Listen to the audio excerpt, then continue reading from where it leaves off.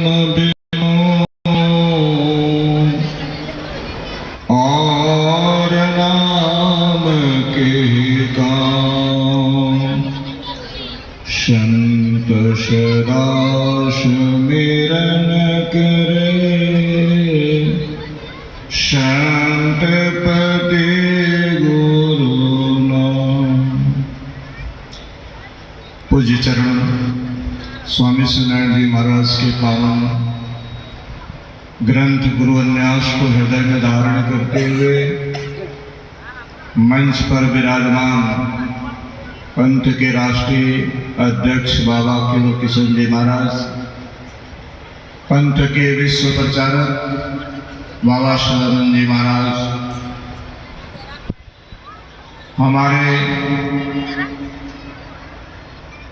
दिल्ली से पधारे भजन सम्राट आदरणीय विष्णुदेव आनंद जी, मऊ की पावन धरती से पधारे हमारे शिष्य प्रिय विनोदानंद जी, आपके क्षेत्र में संत मत से लेकर सभी जगह पहुंच करके स्वामी सत्यनारायण जी महाराज के संदेश को देने वाले आज के इस पवित्र मंच का कुशल संचालक बाबा बालेश्वर दास जी, झांसी से पधारे महंत संत सेवक जी, दिल्ली से पधारे विजय जी, देहरादून से पधारी रेणु जी, बाबा नरेश जी जो इस सभा के अध्यक्ष हैं, परम पूज्य बाबा नारद जी, बाबा नित्यानंद जी महाराज, बाबा राजकुमार जी, बाबा नारायण जी, डॉक्टर भागवत राय जी और पूरे आजमगढ़ मंडल के हुक्मीमान दुर्वासा धाम से पधारे बाबा राजकुमार जी, मैं आप सबके चरणों में सादर बंदगी करता हूं।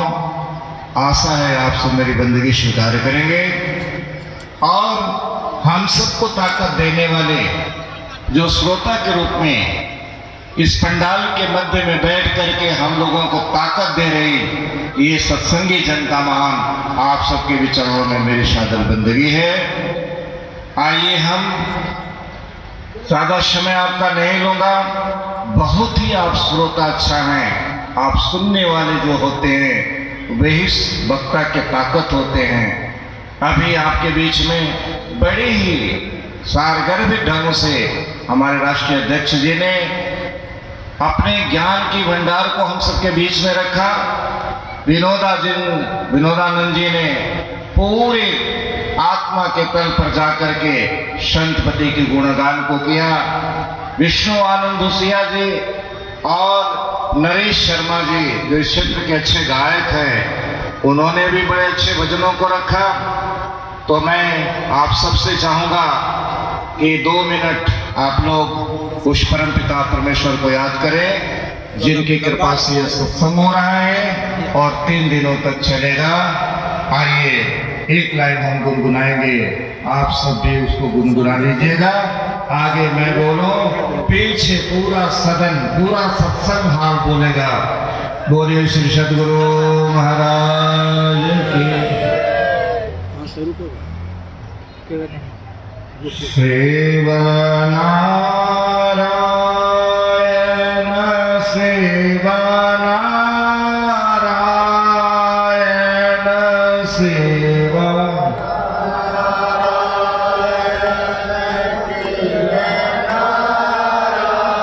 नारायण सेवा नारायण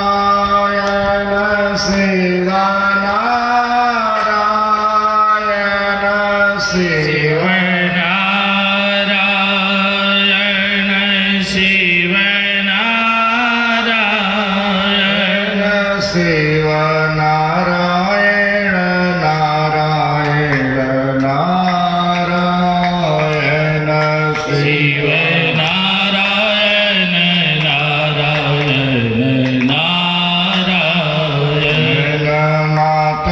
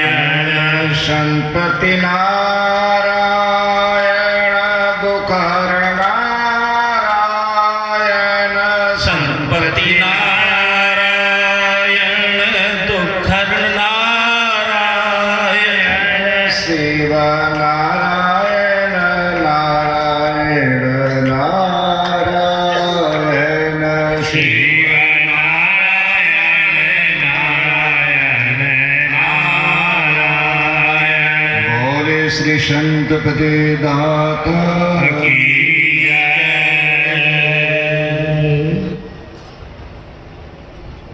परमात्मा बहुत ही सूक्ष्म है, अति सूक्ष्म। इन आंखों से संभव नहीं है देखना। जो संसार के सभी चीजों को देखने वाली आंख है, इस आंख में परमात्मा के दर्शन सुलभ नहीं। और परमात्मा के लिए कोई ऐसी भी स्थान नहीं है जहां जाकर के आप खरीद सके।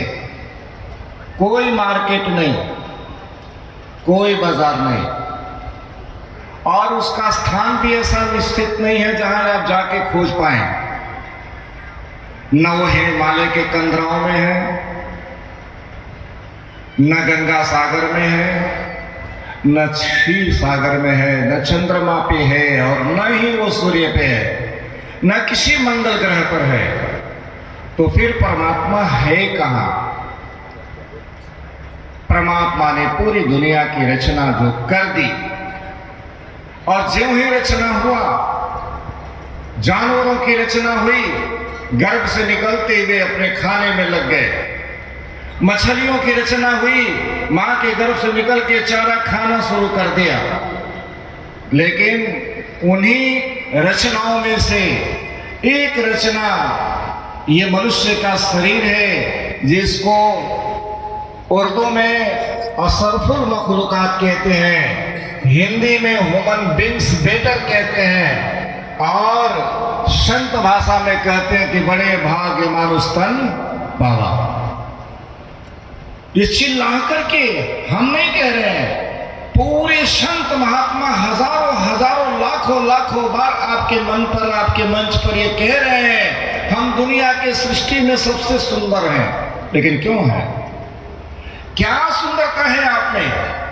आप में कोई सुंदरता क्या है? आप भी एक रंग में हो तो जानवर भी एक रंग में है। आपको भी रोटी अच्छी लगती है, जानवर को भी भूसा अच्छा लगता है।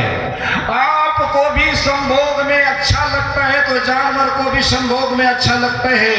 और आपकी माता आपको जितना प्यार करती है, उतना ही एक जानवर की माँ भी उसको उतना ही प्यार करती है। तुम्हारे और हमारे में क्या अंतर है, ये तो समझना पड़ेगा।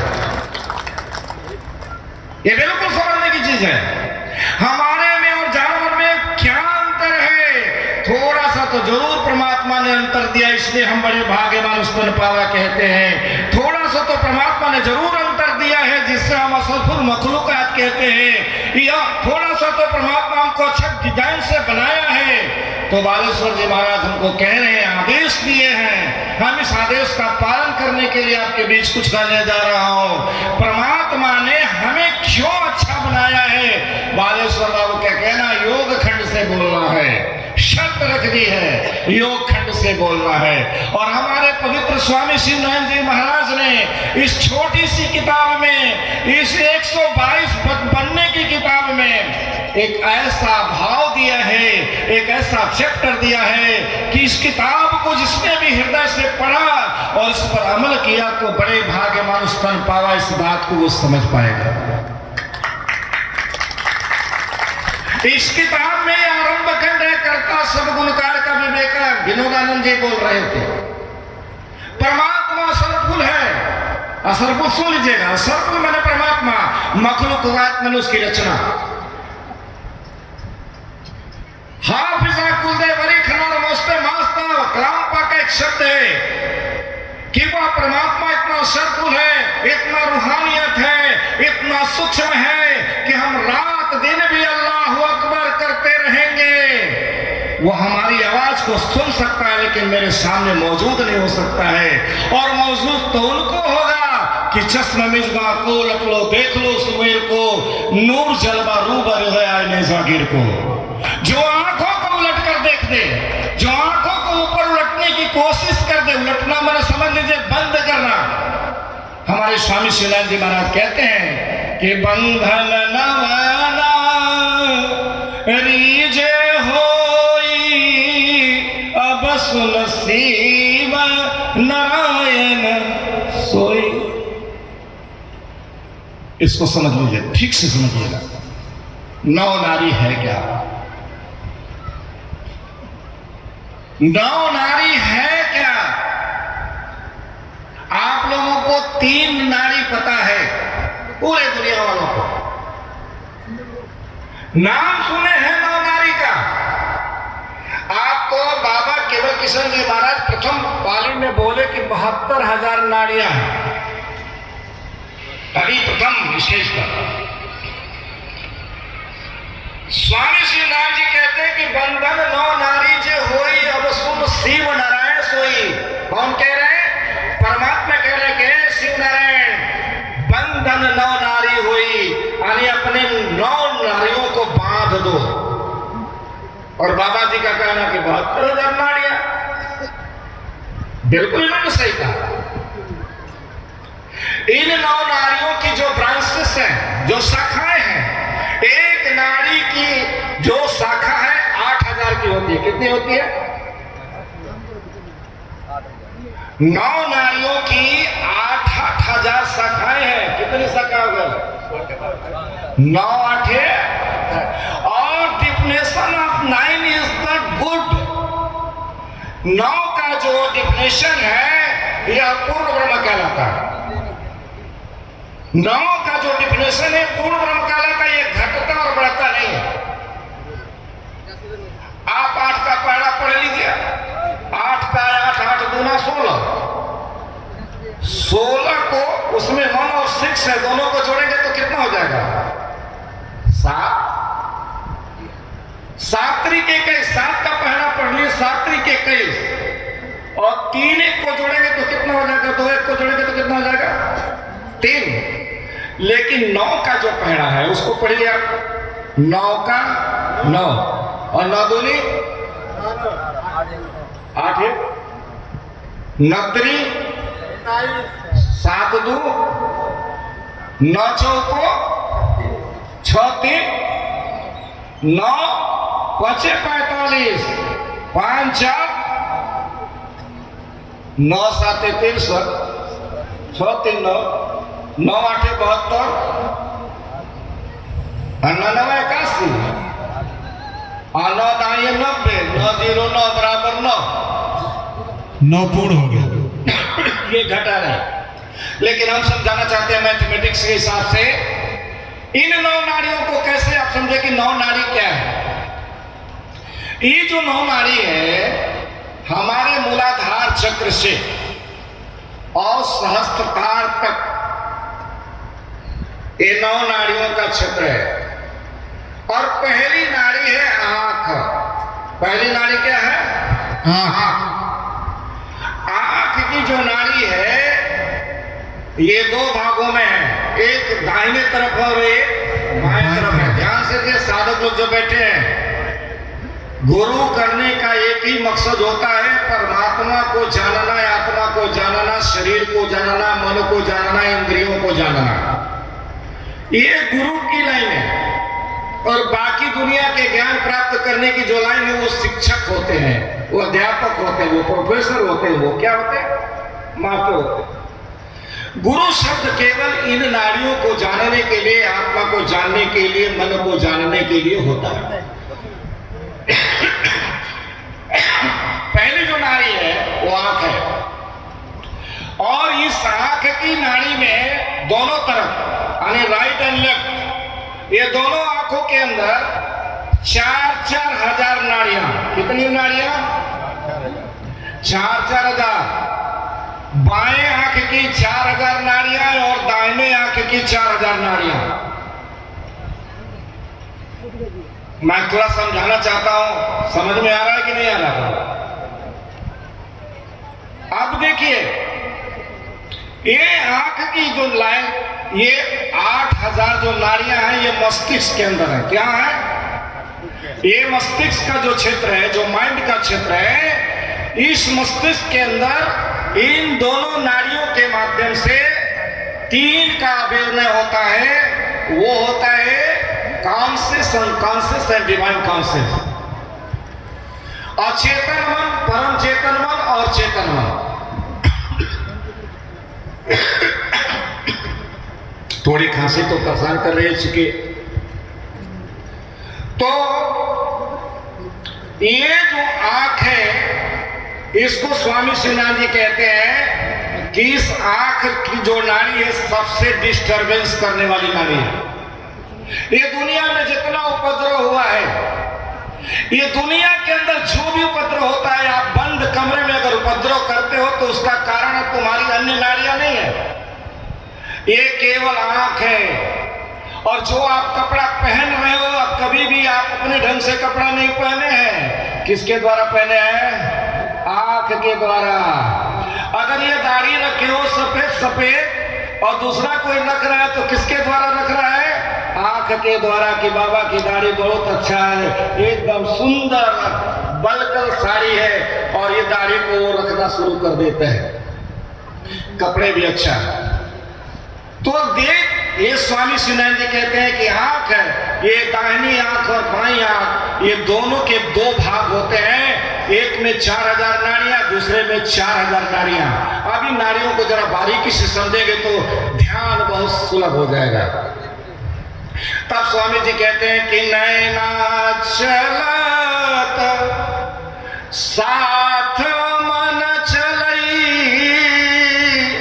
ब्रह्म ज्ञान धर का तू करही। बात समझ में स्पष्ट हो रहा है? ये आंख के कारण तुम्हारा मन जो है इसके साथ जाता है। अगर कोई बगीचा में आम फला है, पक गया है, आप देख लिए, आपने देखा, अंधा को तो नहीं दिखाई देगा, देखा किसने? आंख ने देखा ये आम फला है, तो आपके भीतर वो आंख सूचना देती है। कौन सी आंख? थोड़ा सा ध्यान दीजिएगा। ये आंख दाहिनी आंख के अंदर से जो लेंस है, जो बाईं आंख के लेंस है, दोनों में 2 प्रकार की धाराएं बहती है। एक की धारा सात्विक है, दूसरे की धारा नरकी है।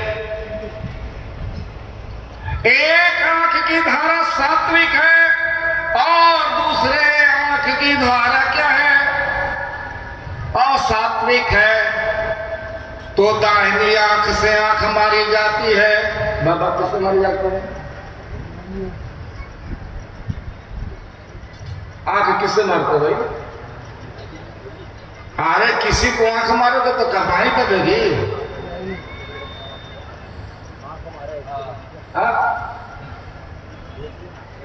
ये दाहिनी आंख के द्वारा कत्ल होते हैं। अगर बंदूक के निशाना लगाना जानते हो तो लगा के देख लेना। दाहिनी आंख बंद करोगे, बाईं से निशाना लग जाएगा। अलग अलग क्षेत्र है। आम को देखा तुमने, इस आंख ने खतरा मोल ले लिया, आम को तोड़ना है, तो आंख ने इशारा कर दिया कि एक नाड़ी और है। वो कौन सी नाड़ी है? वह नाड़ी हमारा ये जो पेट के अंदर बैठा हुआ है, इच्छा जो जीभ के अंदर चल रही है, वह नाड़ी को सूचना दिया कि अगर आम तुम खा लोगे तो मन तृप्त हो जाएगा। अब इस नाड़ी ने भी काम शुरू किया कि हमारे बस की बात नहीं है कि मैं आम को तोड़ पाऊं। तो उसने कहा कि पैर को कह दो, और पैर बेचारा चल दिया कहाँ? आम के पास। आम के पास पहुंचा तो अब पैर भी क्या कर सकता? पैर ने भी इशारा कर दिया कि मैं तो यहाँ पहुंचा दिया, अब तो भाई अब काम है तुम्हारे त्वचा हाथ का। हाथ बेचारा तोड़ा, तोड़ लिया और तोड़ने के बाद आमद क्या करेगा, हाथ रखेगा क्या? अब उसने कहा पहुंचा दिया, मुख को पहुंचा दिया और मुख ने स्वाद खाया। खाते खाते कहा, वो कहा कि मैं रखने वाला नहीं हूं। तो जीभ नारी के कहा स्वाद ले लो। जीभ थोड़ा मचल मचल के खाई और उसने कहा कि मैं अब फेंक दूंगी। कहाँ फेंकूंगी? नीचे फेंकूंगी। और अंतिम में अंतिम नारी पर खाना का रास्ता है, उसको कहा तो बाहर फेंक दे। इतने में बगीचा वाला आया, कहा आम तोड़ा तुमने क्यों? उसने धरा हाथ को। किसको धरा? हाथे ना तोड़ा था भाई, हाथ को धोड़ा। बोल क्यों तोड़ा? मुंह जवाब नहीं दिया बेचारा, कुछ भी नहीं दिया। तब तक मारा एक मुक्का पीठ पर धड़ाम से। पीठ कहती है भैया मेरा क्या कसूर है, मैंने तो तोड़ा भी नहीं, मैं खाया भी नहीं, मैं गया भी नहीं, मैं कुछ भी नहीं किया, हमें क्यों मार रहे हो? कहा अरे पीठ सारी नारियां तो तुम्हारे भीतर है, तुम क्यों नहीं वहीं पर गिर गई, तुम्हारा भी कसूर है। लेकिन फिर आंख कहते कि नहीं, ये इन लोगों का दोष नहीं है, दोष किसका है? मेरा है। तो पीठ की वेदना को आंख आंसू के माध्यम से गिराना शुरू कर देती है। बोले श्री सद्गुरु महाराज। पहली नाड़ी आंख, इस आंख को